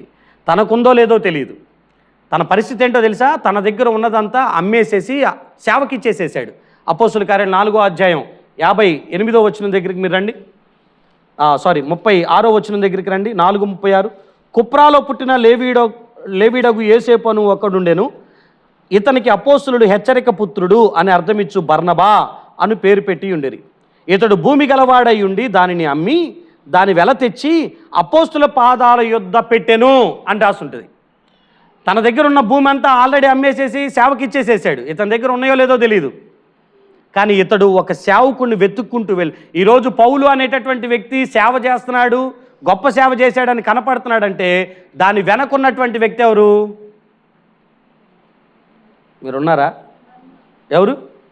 బర్నబా అనండి. బర్నబా. బర్నబా. ఈ బర్నబాని ఆయన వెళ్ళకపోతే, వెతకకపోతే, సౌలుని కనుక్కొనకపోతే, తనను తెచ్చి సంవత్సరం పాటు ఎంకరేజ్ చేసి మోటివేట్ చేసి సేవలో నిలబెట్టకపోతే అంత గొప్ప సేవ చేసేవాడు లేదో నాకు తెలియదు. బర్నబాని పౌలు గారిని మాత్రమే కాదు, ఈయన మార్కు అనేటటువంటి వ్యక్తిని కూడా సేవలో పౌలు అంటారు మార్కు అనేవాడు మనకి సేవకొద్దు అని. కానీ బర్నబా అంటాడు, అయితే నీకు వద్దుకుపోతే నాకు ఇచ్చే, అతన్ని నేను ప్రిపేర్ చేస్తానని. మార్కుని బర్నబా ఎంత గొప్పగా తీర్చిదిద్దాడంటే, కొంచెం ఎంత గొప్పగా తీర్చిదిద్దాడనంటే, మార్కు ఏ పౌలైతే వద్దన్నాడో అదే పౌలును మార్కుని నా దగ్గరికి పంపించు, అతడు నాకు ప్రయోజనకరమైన వాడు పరిచర్యకి అని చెప్పే అంతగా బర్నబా మార్కుని ప్రిపేర్ చేశాడు. ఇతడు ఎంకరేజ్ చేసేటటువంటి మనస్తత్వం. మీలో ఎవరైనా పాట పాడతానన్నారనుకో, మనం కనీసం మైక్ ఇస్తామా? హలో ఉంటున్నారేడే? పాట పాడతా అన్నారనుకో, ఇప్పుడు నేను సింగర్ని చర్చిలో, మూతి దగ్గర నాకు మైక్ ఉంది. పాపం వాళ్ళకు కూడా మైకులో పాడితే మా గొంతులు ఎట్టుంటాయని వాళ్ళకి ఆశ ఉండి వాళ్ళ ముఖాన్ని మీ మూతులు దాకా తీసుకొచ్చి పాడటానికి ప్రయత్నం చేస్తారు. అంటే వాళ్ళ గొంతు మైకులేండి పట్టడానికి. మనం ఏం చేస్తాం తెలుసా? ఏడున్న మైక్ని మళ్ళీ ఇటు పెట్టుకొని పాడతాం. పాపం వాళ్ళు ఏదో ఎగబడి పాడాలనుకుంటున్నారు అనుకొని ఇట్లా మైక్ పెట్టారనుకో, మధ్యలో ఇద్దరు పాడతారు కదా. లేదా ఎప్పుడు నేను పాడతా, నువ్వు పాడాలనుకుంటున్నావు, అదే సంతోషం అని పక్కన వాళ్ళ చేతిలో మైక్ పెట్టి నువ్వు పాడు, నేను పక్కన ఉంటాను, నేను ధైర్యంగా ఇచ్చే పరిస్థితి ఉంటుందా? పాటకి మైకే ఇయ్యం, ఇంకేం ప్రోత్సహిస్తాం మనం? ఆరాధన చేయటానికి ఎవరైనా నుంచుంటే నవ్వులాటలు మనకి. వాక్యం చెప్పడానికి నుంచున్న వాళ్ళు పొరపాటున ఒక పదం పలకటం చేతగాక ఏదైనా దొర్లిందనుకో అంటాం మనం. ఎదుటోడికి ఏమనిపించింది తెలుసా? వీళ్ళు నవ్వుతున్నారు నేను మాట్లాడుతుంటే అని, ఇక తర్వాత మాట్లాడటం కూడా మానేస్తారు. నేను పాడితే ఎగతాళిగా ఉందో వాళ్ళకని చెప్పేసి పాడటం ఆపేస్తారు. నేను ఆరాధన చేస్తే వాళ్ళకి ఎగతాళిగా ఉందని చెప్పేసి ఆరాధన చేయటం ఆపేస్తారు. నేను మీ అందరితో ప్రేమగా చెప్తున్నా, బలహీనుల్ని బలపరచండి బలవంతులైన వాళ్ళు. హల్లెలూయా. నీకు బాగా ప్రార్థన చేయటం వచ్చిందా? నీ పక్కన ప్రార్థన కూడా చేయటం రానటువంటి వాళ్ళకి నీ ప్రార్థన నేర్పించు, ప్రోత్సహించు. వాళ్ళని పాడటం రాదా? మైక్ వాళ్ళ చేతిలో పెట్టి పాడటం నేర్పించు, ఎంకరేజ్ చేయి. పరిమళక్క అని నేను దేవుని నమ్ముకున్న కొత్తలో 2006లో సిబిసి క్లాసులు జరుగుతుంది. మీ షార్నక్క నడిపిస్తుంది. నా పని ఏంటంటే నిమ్మకాయలు పెండటం, నిమ్మరసం పంచటం టీచర్లకి. ఆ పని ఇచ్చింది నా, ఆ పని చేస్తున్నా. నిమ్మకాయలు తేవాలా, పిండాలా, అందరికీ పంచిపెట్టాలా.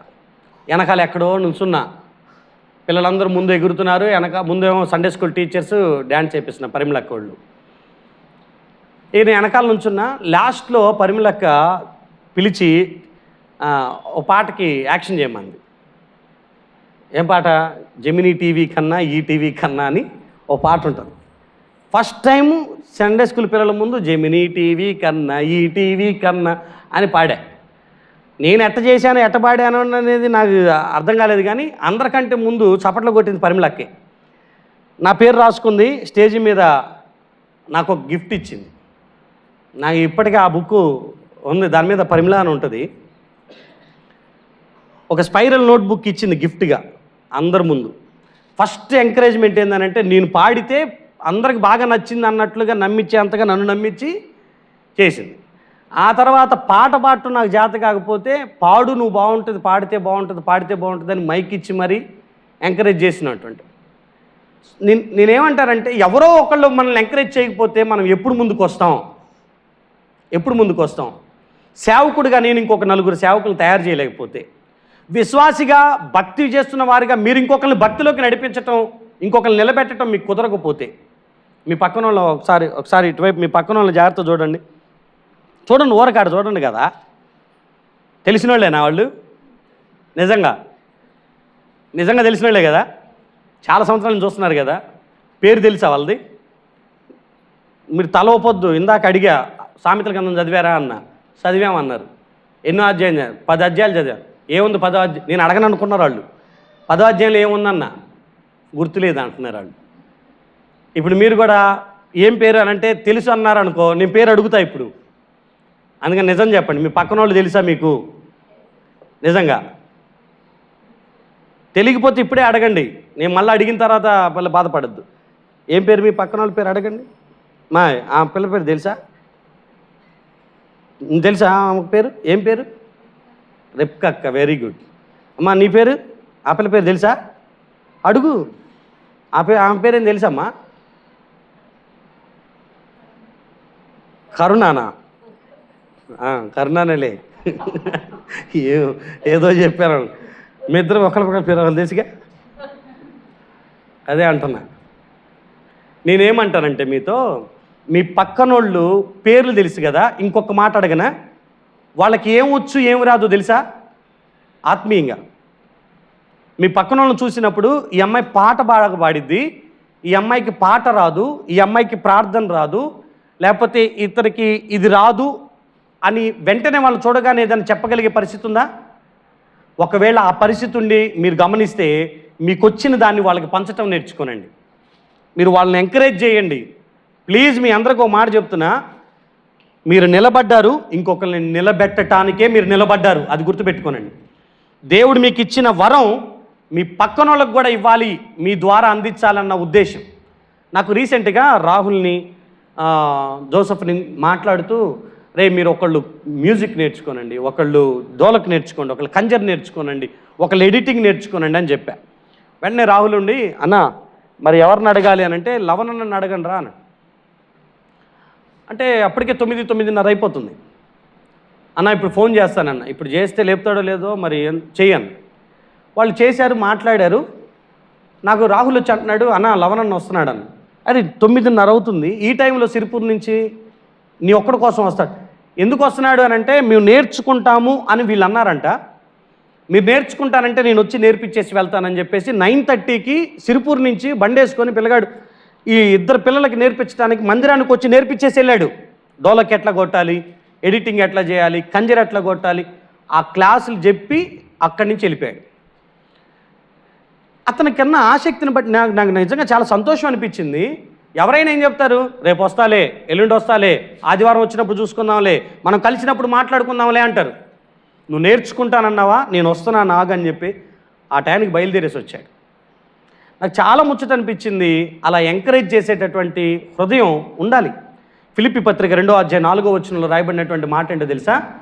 ప్రతివాడు తన సొంత కార్యములను మాత్రమే గాక ఇతరుల కార్యములను కూడా చూడవలెను కదా, క్రీస్తు యేసుకు కలిగిన ఈ మనస్సు మనం కలిగి ఉండాలి అని రాసి ఉంటుంది అక్కడ. క్రీస్తు యేసుకు కలిగిన మనసు ఏంటనంటే, తన దగ్గర ఉన్న దాన్ని పక్కన వాళ్ళకు కూడా నేర్పించాలి అని. తను నిలబడ్డాడు, ఇతరులను నిలబెట్టాడు ఆయన. సో ఎంకరేజింగ్ మీ అందరికీ ఉండును గాక. హల్లెలూయా. ఈరోజు నుంచి మీరందరూ నాకు ఒక మాట ఇవ్వాలి. ఎవరు ఏ పని చేసినా అప్రిషియేట్ చేయాలి. మీరు చేస్తారా? అభినందించాలి. ఇవాళ ఎవరెవరు పాటలు పాడారు? చేతులు ఎత్తండి. పాటలు పాడిన వాళ్ళు చేతులు ఎత్తండి. మీరు పాడలేదా? జానపలన్న పాడారు, ప్రైజమ్మ పాడింది, రిప్కమ్మ పాడింది, ఇంకెవరు పాడారు? సుమా పాడింది. ఇంకా అందరూ లేట్గా వచ్చారా? తొందరగా వచ్చిన వాళ్ళు, లేట్గా వచ్చిన వాళ్ళు అందరూ సపట్లు కొట్టండి ఒకసారి. కొట్టండి, పర్లేదు. ఎందుకు లేట్గా వస్తున్నారమ్మా?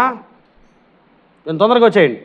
సరే, పాట పాడిన వాళ్ళందరికీ మీరు విన్నా వినకపోయినా వాళ్ళు ఈరోజు ఆరాధనలో పాటలు పాడారు. పాటలు పాడిన వాళ్ళందరికీ మిగతా వాళ్ళు సపట్లు కొట్టండి గట్టిగా. ఈరోజు నుంచి మీకు ఒక మాట జ్ఞాపకం. మగపిల్లలు పాడితే మగపిల్లల్లో ఉన్న వాళ్ళందరూ కూడా ఇప్పుడు జాన్పాల్ అన్న పాడాడు అనుకో, డేవిడ్ అన్న, పౌల్ అన్న, లేకపోతే మిగతా తమ్ముళ్ళందరూ కూడా జాన్పాల్ అన్న దగ్గరికి వెళ్ళి ఏమన్నా తెలుసా? పాట చాలా బాగుందన్న, చాలా బాగా పాడారు అనండి ఒక మాట, తప్పేం లేదు. డేవిడ్ అన్న పాడారు అనుకోండి, మిగతా వాళ్ళందరూ వెళ్ళి డేవిడ్ అన్న ఈరోజు పాట చాలా బాగా పాడారు. మధ్యలో ఏదో చిన్నగా కీక్ కనిపోయింది, కానీ ఏమైందో తెలుసా? ఒక చిన్న ఎంకరేజ్మెంటు ఇంకా బాగా పాడాలి అని వాళ్ళని ప్రిపేర్ చేసింది. రెడీ అవుతారు వాళ్ళు. ఆ వరం మీకుంది.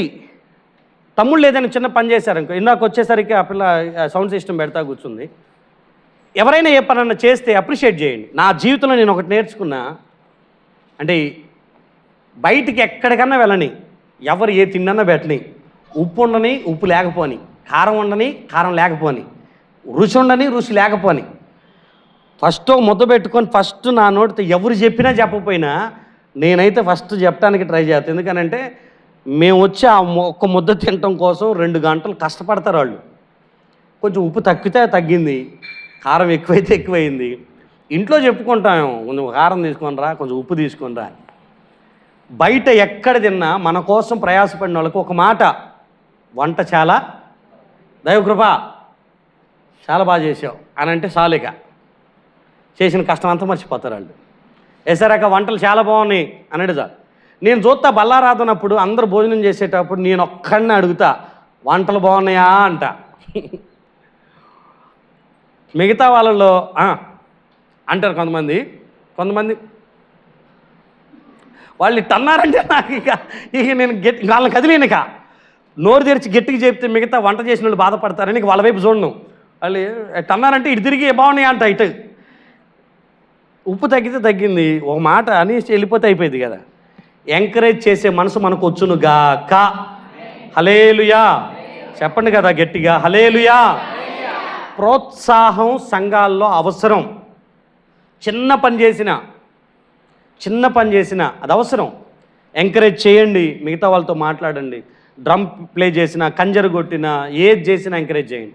వాక్యం చెప్పారనుకో ఎవరైనా వెళ్ళండి. ఆ మాత్రం ధన్యత ఇంకా మనకు రాలేదు. వాళ్ళకు వచ్చింది, వాళ్ళు వచ్చి వాక్యం చెప్పారనుకో, ఈరోజు పలానా వాక్యం చాలా బాగా చెప్పావు అని చెప్పండి ఒక మాట. చిన్న ఎంకరేజ్మెంటే, వాళ్ళు ప్రోత్సహించబడతారు. బర్నబా ఆ పని జరిగించుకుంటూ వెళ్ళాడు. మొర్దెకై గురించి నేను ఒక మాట చెప్తాను. సమస్య వచ్చిందని తెలిసినప్పుడు గోనెపట్ట కట్టుకొని పట్టణం మధ్యలోనికి వెళ్ళి బూడిదలో కూర్చొని ప్రార్థన చేసింది మొర్దెకై. కానీ ఆయన ఒక్కడే చేస్తూ తర్వాత చేసిన పని ఏంటో తెలుసా? ఎస్తేర్కి వర్తమానం పంపి, నేను నిలబడ్డాను ఈ పని కోసం, నువ్వు కూడా నిలబడాలి, ఈ పని చేయాలి నువ్వు కూడా అని ఎంకరేజ్ చేశాడు ఆయన. ఎస్తేరమ్మ ఏం చేస్తుందో తెలుసా? నా పనికత్తెలందరూ కూడా ఉపవాసం ఉండాలని చెప్పింది. యూదులందరూ కూడా నా కోసం ఉపవాసం ఉండి ప్రార్థన చేయమని చెప్పింది 3 రోజులు. ఎవ్వరం ఒక్కళ్ళమే ఏ పని చేయలేము కాబట్టి అందరిని కలుపుకొని చేయాలి. ఏ నుంచి జడ్ వరకు, రాజుల నుంచి సామాన్యుల వరకు అందరినీ కలుపుకోవాలి. నేను కరుణాబాయి ప్రార్థన చేయటం చాలాసార్లు గమనిస్తూ వచ్చాను. మందిరంలో నేను అక్కడ కూర్చున్నప్పుడు వచ్చిద్ది, అక్కడ మోకరిచ్చిద్ది, కన్నీటితో ప్రార్థన చేస్తా కూర్చుంటుంది. ఏ విషయం ప్రార్థన చేస్తుందో నాకు తెలీదు, కానీ ఏడుస్తూనే ఉంటుంది. ఇక్కడే మోకరించి ప్రార్థన చేస్తూనే ఉంటుంది. నేను అవన్నీ వింటూ ఉంటా, ఏడుస్తూ ఉంటుంది, ప్రార్థన చేస్తూ ఉంటుంది. నేను అక్కడే కూర్చొని చూస్తూ ఉంటా, గమనిస్తూ ఉంటా. బిడ్డకి దేవుడిచ్చినటువంటి ఒక పని ఎప్పుడో ఇచ్చాం. ఇగో ప్రతి మంగళవారం వీళ్ళొచ్చి ప్రేయర్ చేయాలి, ప్రతి బుధవారం వీళ్ళొచ్చి ప్రేయర్ చేయాలని ఆ ఒక్క మాటే చెప్పామంతే. వచ్చింది, మోకరిస్తుంది, అక్కడే ఏడుస్తూ కూర్చొని ప్రార్థన చేస్తూ ఉంది. నేను మీతో ఏమంటానంటే, ఒక్కొక్కళ్ళకి ఒక్కొక్క తలాంతు ఉంది. ఆ తలాంతుని పక్కన వాళ్ళకి పంచండి, అది ఎంకరేజ్ చేయండి. మొర్దెకై ఎస్తేరుకి అదే ఎంకరేజ్మెంట్ చేశాడు. యేసయ్య 12 మందిని నిలబెట్టుకున్నాడు. నేను ఇంకా మీకు ఇంకొక మాట జ్ఞాపకం చేస్తాను. పౌలు తిమోతిని, తీతుని, ఫిలోమోన్ని నిలబెట్టుకున్నాడు, పరిచర్య కొరకు పురుకొల్పుకున్నాడు. చివరికి ఒక మాట జ్ఞాపకం చేస్తున్నాను. నువ్వు నిలబడాలి, నిలబెట్టాలి అని అనుకున్నప్పుడు అసలు ఫస్ట్ నువ్వు నిలబడాలి అని అంటే, నెహెమ్యా జీవితాన్ని మీరు చూడండి. నేను ఒక కొటేషన్ చెప్తాను, అది ఎప్పటికీ మర్చిపోకుండా ఉంచుకోనండి. మోకాళ్ళపై నిలబడిన వాడే, అంటే దేవుని సన్నిధిలో మోకాళ్ళపై నిలబడిన వాడే ప్రజల ఎదుట నిలబడతాడంట, ప్రజల్ని నిలబెడతాడు అని మాట నాకు ఆ కొటేషన్ చాలా బాగా నచ్చింది. దేవుని సన్నిధిలో మోకాళ్ళపై నిలబడిన వాడు ప్రజల ఎదుట నిలబడతాడంట, ప్రజల్ని నిలబెడతాడు అని రాసుంటుంది. సో ఈ పదాన్ని గుండెల్లో పెట్టుకునండి. మీరు నిలబడాలి అని అంటే త్రూ ప్రేయర్ ద్వారానే నిలబడాలి. ఆ 100 రోజుల ప్రార్థన నెహెమ్యాని నిలబెట్టింది, ఇంకొకరిని నిలబెట్టేలాగా చేసింది. 52 రోజుల్లో గొప్ప పనిని పూర్తి చేయటానికి కారణమయ్యింది. మీకు మనస్ఫూర్తిగా జ్ఞాపకం చేస్తున్నా, నిలబడండి ప్రభు కొరకు, ఇతరుల్ని నిలబెట్టండి. మీ చేతిలో ఉన్న పని, మీ చేతిలో ఉన్న పని. మీ ఆడకట్టల్లో ఉన్నటువంటి ప్రజలు మీకు తెలుసు. ఎవరైనా దేవుని సన్నిధికి దూరం అవుతుంటే ఎంకరేజ్ చేయండి. అమ్మా అట్లా ఆగొద్దు, రండి అని చెప్పండి. వాళ్ళకి తలాంతుల్ని ప్రేరేపించండి. వాళ్ళు ప్రభు కొరకు సేవ చేసేటట్లుగా వారిని నిలబెట్టడానికి ప్రయత్నం చేయండి.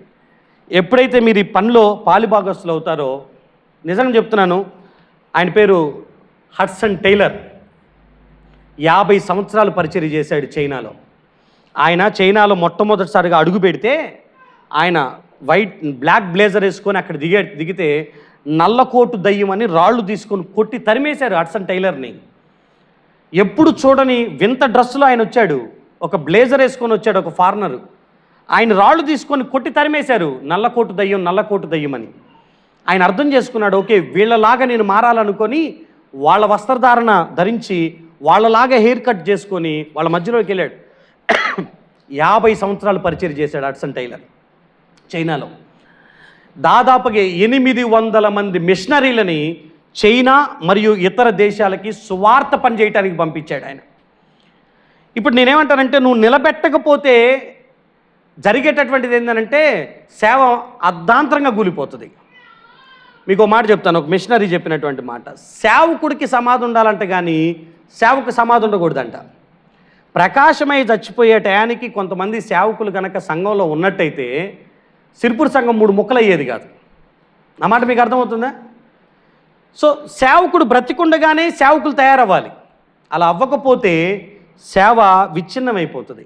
మీ అందరికీ ఒక మాట జ్ఞాపకం చేస్తాను, మీరేం బాధపడినంటే, ఈ రాత్రికే బెల్లంపల్లి ప్రవీణ్ కుమార్ గారు చచ్చిపోయారనుకో, సేవ పరిస్థితి ఏందంటారు? వాళ్ళ భార్య గారు ఉన్నారంటారా? షారోనమ్మ కూడా నెక్స్ట్ డేకి చచ్చిపోయింది అనుకో. ఇప్పుడు బెల్లంపల్లి పరిచర్యల పరిస్థితి ఏంటి? పోనీ కలవరి సతీష్ కుమార్ గారు ఈరోజు రాత్రికి చచ్చిపోయారు, వాళ్ళ కొడుకులు రేపు రోడ్డు యాక్సిడెంట్లో చచ్చిపోయారు అనుకుందాం. ఏంటి ఆయన ఇప్పటి వరకు ఇన్ని సంవత్సరాలు 40 సంవత్సరాల నుంచి కట్టుకుంటూ వచ్చినటువంటి పరిచర్య నెక్స్ట్ ఏమైపోయింది? కుప్పగూలిపోయే పరిస్థితులే. ఎందుకంటే తదనంతరం దాన్ని నడిపించేటటువంటి నాయకులు సేవకులు లేరు. అంటే తాను నిలబడ్డాడు, ఇంకొకరిని నిలబెట్టే విషయంలో ఫెయిల్ అయిపోయినటువంటి పరిస్థితులు. యేసన్న గారిని మీరు గమనించండి, ఆయన బ్రతికుండగా చచ్చిపోవటానికంటే ముందు 1200 మంది బ్రదర్స్ అండ్ సిస్టర్స్ ఉన్నారు, 600 సంఘాలు ఉన్నాయి. ఆయన చచ్చిపోయిన తర్వాత ఇప్పుడు 1000కి పైగా సంఘాలైన 2000కి పైగా సేవకులయ్యారు.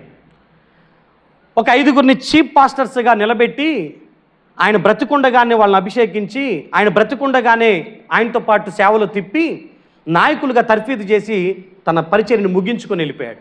ఇప్పుడు పరిచర్యకి ఇబ్బంది లేదు. యేసన్న చచ్చిపోయినంత మాత్రాన యేసన్న గారు చేసినటువంటి మొదలుపెట్టిన పరిచర్య సావలా. సేమ్ నేను అదే మీకు చెప్తున్నాను, మీకున్న భక్తిని మీ పక్కనోళ్ళకి నేర్పించండి. మీకున్న ప్రవచన వరాన్ని పక్కనోళ్ళకి ఆ దేవుడి యొక్క అభిషేకం వాళ్ళకి ట్రాన్స్ఫర్ అయ్యేటట్లుగా ప్రేరేపించండి. లేదా మీకున్న వాక్యపు దాహం పక్కనోళ్ళకి అర్థమయ్యేటట్లుగా చేయండి. మీకున్న పరిచర్య భారం పక్కనోళ్ళకి వచ్చేటట్లుగా చేయండి. మీరు చేసిన భక్తి పక్కనోళ్ళు చేసేటట్లుగా చేయండి. అమ్మ, పాతోళ్ళు అందరూ ఒకసారి చేతులు ఎత్తండి. పాతోళ్ళు మంచిప్పల మందిరం అవ్వనప్పుడు ఉన్నటువంటి విశ్వాసులు చేతులు ఎత్తండి. వీళ్ళందరూ సిర్పూర్ దాకా నడుచుకుంటూ వెళ్ళిపోయి ఆ- ఆ ఆ- ఆ- ఆ కాలంలో కాలినడకన వెళ్ళి సంఘ ఆరాధనలకు అటెండ్ అయ్యి సిరిపూర్ పరిచర్య చూసుకొని వచ్చినటువంటి వాళ్ళు, మంచిప్పుల మందిరం కానంత వరకు. మంచిప్పుల మందిరం అయిన తర్వాత యాచారం నుంచి కాలినడకన నడుచుకుంటూ వచ్చి, ఇప్పటికీ బైరాపూర్ నుంచి నడుచుకుంటూ వచ్చి, ఇప్పటికీ అమరాబాద్ నుంచి కాలినడకన నడుచుకుంటూ వచ్చినటువంటి పరిస్థితులే ఉన్నాయి.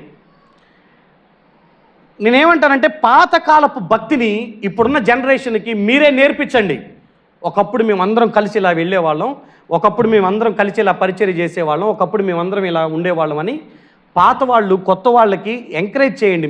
మీకున్న ఆ కాలపు భక్తిని నేర్పించండి. సో దయచేసి ఈ మాట జ్ఞాపకం చేస్తాను. హడ్సన్ టైలర్ 800 మందిని ప్రేరేపించి నిలబెట్టాడు. ఆయన పేరు జిమ్ ఎలియట్. అకువా ప్రాంతపు ప్రజల దగ్గరికి, రెడ్ ఇండియన్స్ దగ్గరికి వెళ్ళి నరమాంస భక్షకుల మధ్యలోనికి వెళ్ళి పరిచర్య చేయాలనుకున్నాడు. తన స్నేహితుల్ని పురుకొల్పుకున్నాడు, తన భార్యని పురుకొల్పుకున్నాడు, వెళ్ళాడు. ఆ నరమాంస భక్షకుల మధ్యలోనికి వెళ్ళి రొట్టెలు పంచాడు హెలికాప్టర్లో నుంచి. వాళ్ళు ఆ రొట్టెలు తిన్నారు.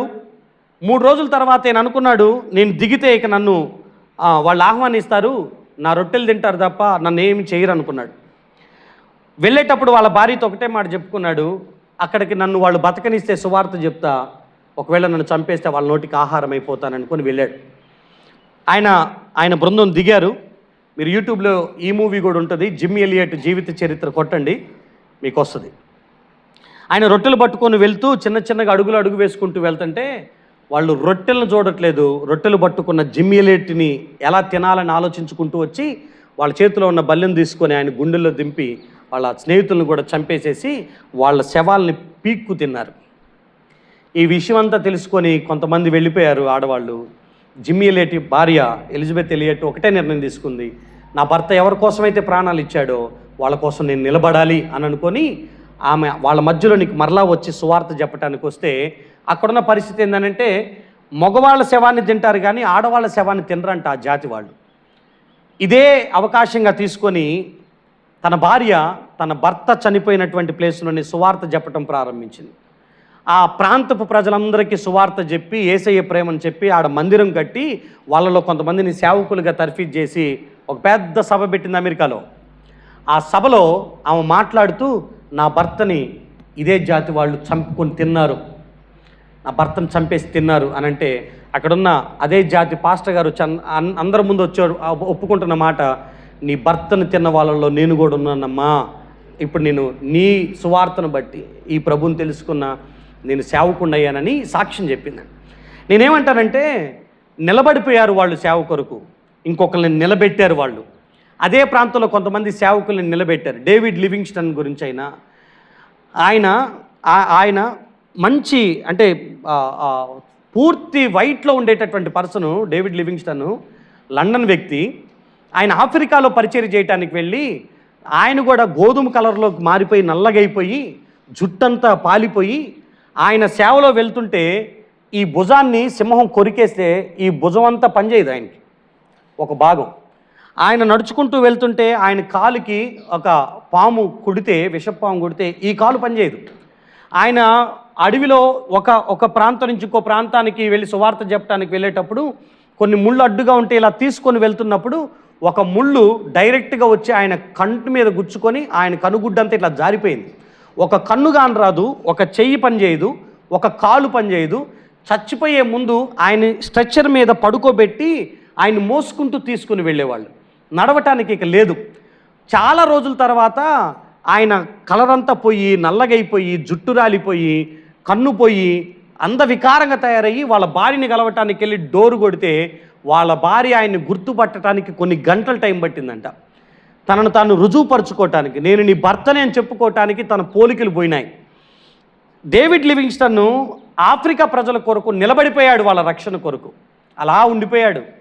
ఆయన్ని బట్టి చాలామంది దేవుని సేవకు ప్రేరేపించబడ్డాడు. డేవిడ్ బ్రైనార్డ్ అయితేనేమి, లేకపోతే యామీ కార్మైకిల్ అయితేనేమి, వీళ్ళందరూ కూడా ప్రభు కొరకు హతసాక్షులు, ప్రభు కొరకు బ్రతికి చచ్చిపోయినటువంటి వాళ్ళు నిలబడి ఇంకొకరిని నిలబెట్టి ఆ సేవను ముందుకు తీసుకెళ్ళినటువంటి వాళ్ళు. మీ అందరి చేతులు మొక్కి ఒక మాట జ్ఞాపకం చేస్తున్నాను, ఈ ప్రాంతానికే కనుక ఒక సేవకుడు వచ్చి సువార్తను చెప్పకపోయి ఉంటే ఈరోజు ఈ పరిచర్య లేదు, ఈరోజు ఈ సేవ లేదు. రాబోతున్న కాలంలో మీరు ఈ భక్తిని మీ పక్కనున్న వాళ్ళకి ప్రోత్సహించకపోతే మీ చుట్టుపక్కల ఉన్న వాళ్ళకి అది స్ప్రెడ్ చేయకపోతే ఈ సేవకు అర్థం ఉండదు నా ప్రియమైన బిడ్డ. నిలబడండి దేవుడి కొరకు, అనేకుల్ని నిలబెట్టండి దేవుని పని కొరకు. దేవుడి మాటలు దీవించును గాక. మోకరించండి, కళ్ళు మూసుకోనండి, చిన్న మాట ప్రార్థన చేసుకొని మనం ముగించుకుందాం.